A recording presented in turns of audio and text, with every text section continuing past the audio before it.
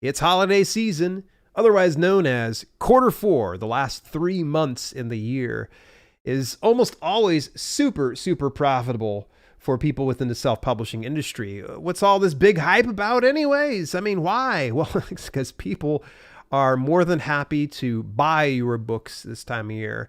But what can authors expect for sales in the holidays anyways? Is it going to be 3x, 4x, 5x? Well, I'm not going to be able to tell you how much you're going to be able to make because otherwise the FTC is going to come over and bang me over the head. It really depends a lot on what you put in to this year's holiday season. So if you want to learn more about how to get more book sales in the holidays, make sure that you stay tuned to today's podcast. What's happening? It's Dale here, and I'm just tickled to death you took a little bit of time out your day to spend a little bit of time with me to talk about my favorite thing and self-publishing books. And today is just a friendly reminder. If you'd like to learn a little bit more about self-publishing on the Amazon platform, including how to dial in your keywords so you're more discoverable, how to promote and market your book so you're more going to sell more books, and how to get more reviews on those books so you can sell even more books, well, you're going to want to make sure you get your hands on the Amazon Self-Publisher, and that is available, all 3 books in one book. If you go visit dalelinks.com/selfpubbook to pick up your copy today. More about that again later in the podcast.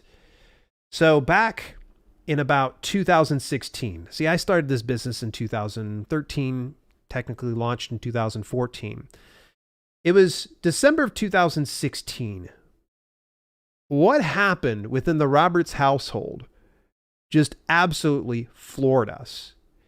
Because in the previous years, we saw some meager paychecks and maybe some slight bumps in sales. I mean, 2014, I'd only had a couple books by then, so it wasn't like I was going to see a huge change. 2015, I was just a crazy fire hose spraying everywhere with no single direction. And then when it came to 2016, I finally got good on what to do within the business of self-publishing. So you can imagine 2016 was something that just blew me away. It was the biggest paydays I'd seen yet. My wife and I both saw a fantastic month.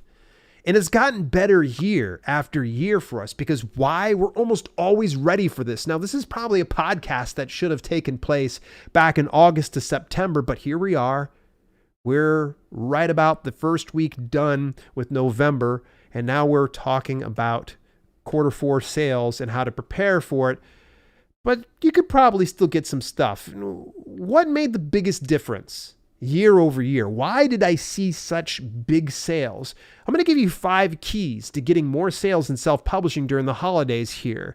I like to kind of give you guys a little bit of a listicle so you stick around to the very end because I obviously am going to save some really good stuff here. So the number one key here, just starting out, and by the way, this is a given. It's prep work. If the book isn't selling very much, you're going to need to do a little bit of this. Focus on your metadata, meaning that your actual book description, your keywords, any type of information in the back end of things, you're going to want to make sure you adjust it. So for instance, if you're not seeing much book sales going into quarter four, and you just leave things as it is, then you're probably going to see a mild bump. What I would say is adjust your 7 keywords inside your Amazon KDP dashboard. And why do you want to do that? What we're going to do is we're going to kind of tickle the Amazon algorithm. Because anytime that you change any of your metadata, be it your cover, be it your book description, be it your 7 keywords, it's going to give a nice little tap right on the Amazon algorithm's shoulder and saying, hey, we actually should be sorted here and here and here and here. And so right now would be a good time. If you find that you're lacking book sales, go back and review your metadata. Look at your book description. Okay, the very first thing you need to do is become self-aware. Is that book description any good? If you are saying yes beyond a shadow of a doubt and you're still making no sales, then you need to see about getting some peer review. Get that book description into somebody else's hands and have them review that for you. Have them pick it apart. Hand it over to an editor or hire a good copywriter, somebody that can go in and actually do it for you. You're great at writing books, so why don't you just let somebody else go ahead and do the copywriting for you? Me personally, I have no shame in saying I hire out Brian Meeks every single time I want to do a book description. I just give him all the information. I let him sweat all that stuff. So make sure you fix that ad copy and adjust the 7 keywords. And the other thing is maybe, just maybe, you need to update your cover design. That cover design might be beautiful to you. And maybe at one point it did make some sales and it kind of died down. Now's a great time to go through a little bit of an overhaul, a little bit of a facelift. Get a different cover design so that way you can stop the scroll. This is going to be something that's going to require a little bit of money up front, or if you're doing it yourself, it's going to require some time. I would recommend that you get at least about 2 to 3 book cover designs put together. Reach out to your peers, reach out to your following, have them pick the appropriate book cover and give you the feedback that you need and adjust those covers accordingly. Because you're going to find that first of all builds hype. It also gets it to where it has your readers and your followers and your supporters having a vested interest in the success of your book, because they're like, oh, I helped them pick out this new book cover. This is awesome. I'm so glad that they did that. So updating that cover design is one of the ways to go. So metadata updates, that's going to be the prep work, the number 1. Number 2, I think this is a given. You've heard me say this time and time again. And if you don't have the discretionary budget, I totally get it. Amazon ads, though. Hopefully you've saved up a little bit of money in your piggy bank to do some Amazon advertising. Why? There's higher traffic volume on Amazon in general. And if you are publishing to that platform, then chances are very likely that running some ads is going to put you in front of the right audience that's going to buy your book. The more sales that you get, the more relevancy your title gets built into it. And then that means more relevancy. Means algorithm's going to go, hey, you know what? We like this book. We're going to go ahead and serve this up to an audience that wants to buy this. You can further build that relevancy out for your titles through Amazon ads. Because by advertising, you're putting your book in front of potential customers. Now, as a review, and I've said this so many times on the podcast before, but I'll just say it again, impressions are 100% free. You can get tens of thousands, if not hundreds of thousands of impressions on a specific targeting, and not have a single click or sale on it. That's okay. I want you to think of it this way. It's like having free advertising. Bottom line is, though, if you want to increase that relevancy, you got to have more people clicking on your ad. And more importantly, buying that book. So as you are doing your advertising here in the latter portion of the year, bear in mind, when you're doing your targeting, be it keywords, products, or categories, or you're doing automated, remember that it's going to cost just a little bit more money. Yeah. And when I mean a little bit, sometimes a lot of money. Why is that? Well, there's a lot of competition. People know that there's more people online buying stuff. And so if more people are online buying stuff, well, naturally, we're going to start running more ads. We're going to start throwing more money into this. Just don't put yourself into a position that you're using Amazon advertising because you said, well, I listened to Dale's podcast the other day. He says I should go ahead and do Amazon advertising, but you don't have much money to spare. So I would recommend that don't go into Amazon advertising unless you can afford to lose that money. I know it sounds crazy. Here I'm recommending you go do Amazon ads, and I say, well, you're going to lose money. All types of advertising, marketing, and promotion, if you're investing money into it, it is a gamble. There is not a sure shot. There might be someone who's going to tell you on some YouTube video that, well, if you follow my program here, XYZ will happen. That's a load of garbage. Hot burning garbage. Only invest what you can stand to lose. But I can tell you this, that if you're patient, you start low and you go slow and scale slow, you can probably see some good results. One of the things that Amazon actually recommends in the Amazon advertising certification course is start out with an auto targeting campaign. Auto targeting is super simple. You just pick your specific book that you would like to advertise, you put it on automated targeting, you set your daily budget, and you set your cost per click, and then watch it go. And as the results come on in, you're going to want to make sure that you narrow it down to the targeting that works the best.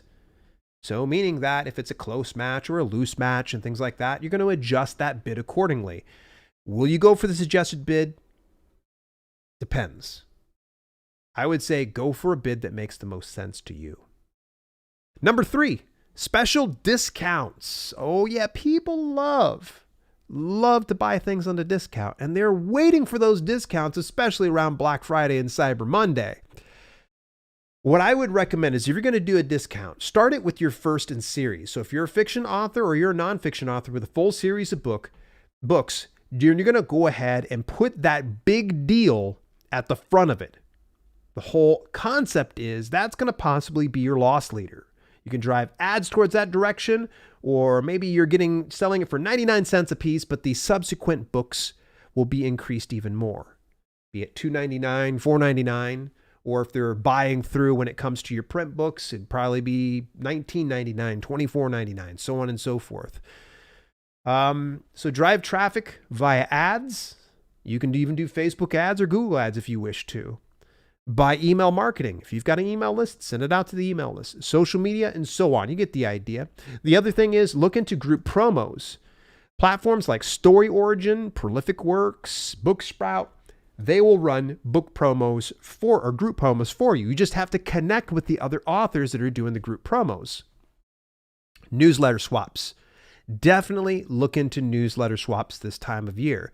It works like this. If you've got an email newsletter and there's somebody else in a similar, if not the same niche as yours, you promote something of theirs and they promote something of yours. And hopefully that special discount will be included. And then last but not least, if you happen to be enrolled in the KDP Select program, I'm not going to recommend doing free if it's a standalone title. I would recommend free if it's first in series, kind of like I had mentioned before. Or go for a Kindle Countdown deal. I don't see a lot of people tapping into Kindle Countdown deals. This is really kind of a neat thing that's part of the KDP Select program. If you're going to be exclusive to that platform, try to utilize either the free book promotion or the Kindle Countdown deal. Now, the Kindle Countdown deal is only available in the US and the UK, and you can run them on separate promos altogether. This does not extend, so be careful about how you advertise or promote this. It's going to be, here's a Kindle Countdown deal here in the US. If you happen to be in the US, you can go ahead and take advantage of this deal. It's for a limited time and go get it. And maybe you put it down to 99 cents and incrementally increase it, $1 every day. All that's pretty intuitive. You just got to go into your dashboard, find the title that you want to do, the Kindle Countdown deal, hit the marketing tab for that specific thing, and you're going to be able to figure it out from there. Kindle Countdown deal treated me really well one year, really well. I would recommend you consider doing that when you're doing your special discounts, especially if you're enrolled in KDP Select. Number 4, this is the most important. Equip your following.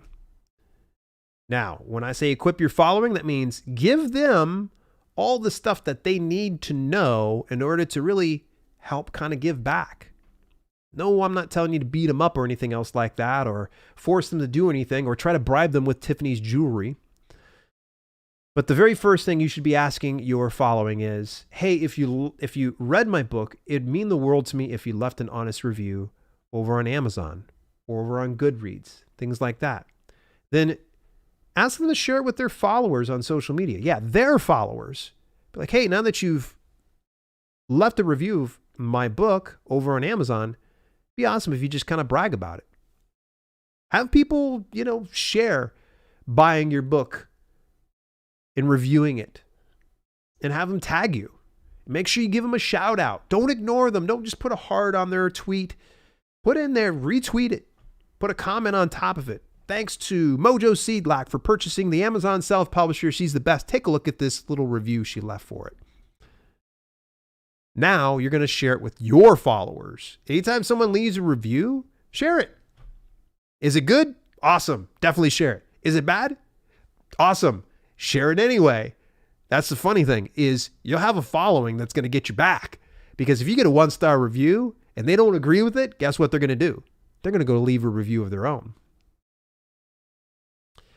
There's also an option in which you share those reviews and then people can mark it helpful. So one of the things I would say is share a review. It could be a good one. It could be a bad one. Do you agree with this? If you do agree with this particular review, could you mark it helpful? Because that helpful helps out Amazon and it will prioritize those reviews. So in the event that you have, let's say, a 5-star review, but it's buried in the mix, just a simple thing of share it with people. If you found it helpful, there's a button on over here. Go ahead and visit this and click that.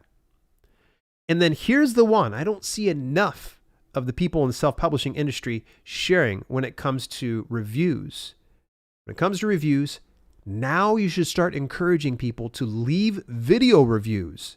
Amazon has this available. In fact, I'm working right now behind the scenes on a collaboration with Dan Currier of Creator Fundamentals, who stumbled over an interesting program. It's called Amazon Influencer, and they have a videos portion of things, and they upload those videos. And when someone watches that video and makes a purchase after watching the video, that influencer gets a percentage of the sales. Doesn't affect you as a self-publisher, but I will give more information about that. The interesting part about this is there's a carousel of videos that are a mix of influencers and actual buying customers leaving a review, and then they have related products. This carousel, you ready for this? Is right above the reviews and just below the editorial review section, below the A+ content as well. But it's right above the reviews. So you can imagine these videos is going to help out tremendously. Now, the one thing I don't see enough people doing is equipping their following with the information that if they want the title of your book, but they can't afford it, or maybe they're just going to buy it later on, seeing it's going to be Hanukkah, Christmas, Kwanzaa, whatever it might be that they're going to be picking the gift up for. Tell them to add it to their list. Send people over to your Amazon page and say, hey, add this to your shopping list.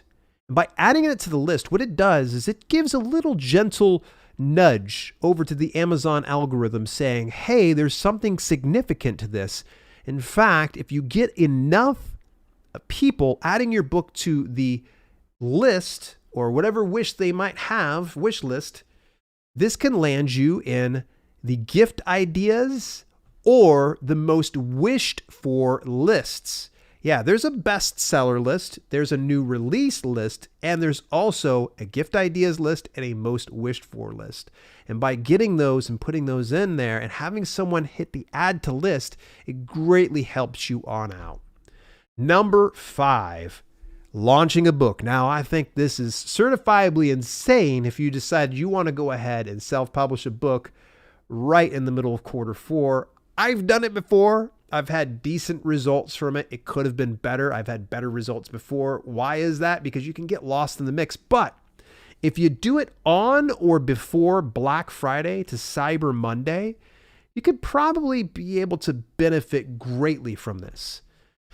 What I would recommend is if you do publish a book during Q4, that you have your back matter perfect, meaning that as soon as conclusion is over, I know I usually say right as soon as it says the end, you ask for review. No. We're going to go ahead and get rid of that section right now. We're going to replace it with our backlog of books. Now that you've done reading this book, you might want to take a look at episode 2, or maybe you would like to take a look at this other best-selling award-winning book. But put that insert in there. It'll make a world of a difference. I've got some final thoughts as we kind of wrap things up. But before we do that, folks, if you want more information like this, make sure that you pick up a copy of the Amazon Self-Publisher. You can visit any online retailer to find the Amazon Self-Publisher. Unfortunately, the audiobook is not on Audible and Amazon. I'm having some issues with the ACX, but it's available everywhere else. It's in hardback, paperback, ebook. Go to dalelinks.com/selfpubbook to pick up your copy today, so that way you can get a jump on your Q4 sales. My final thoughts. Q4 can be absolutely amazing. It can be life-changing. I know it was for Kelly and myself. Is it going to be amazing for you? Well, it remains to be seen. One of the things that you should not be doing is publishing and praying for the best. If you take at least one of the 5 pieces of advice that I gave to you, chances are very likely you're going to see at least a minor bump in your sales, at least. If it doesn't happen, my apologies. It's going to be the long term. Those that are prolific and have a deeper backlog are going to see more results. If you're new to the business, if you only have 1 or 2 books, chances are very likely it's going to be a moderate bump. But hang in there. Future years will be ahead of you, and you'll be able to really conquer this thing. Hey, subscribe or follow me on your preferred podcasting platform, and do me a favor, leave a review. Next week, we're going to be going in depth about sales funnels for authors. We're going to cover it really in depth. We're going to go granular on this type of a thing. And stay tuned to this podcast because we got some great things in the works. And I definitely love whenever you take some time to listen to this podcast. Till later, this has been Self-Publishing with Dale, and I'll chat with you next week.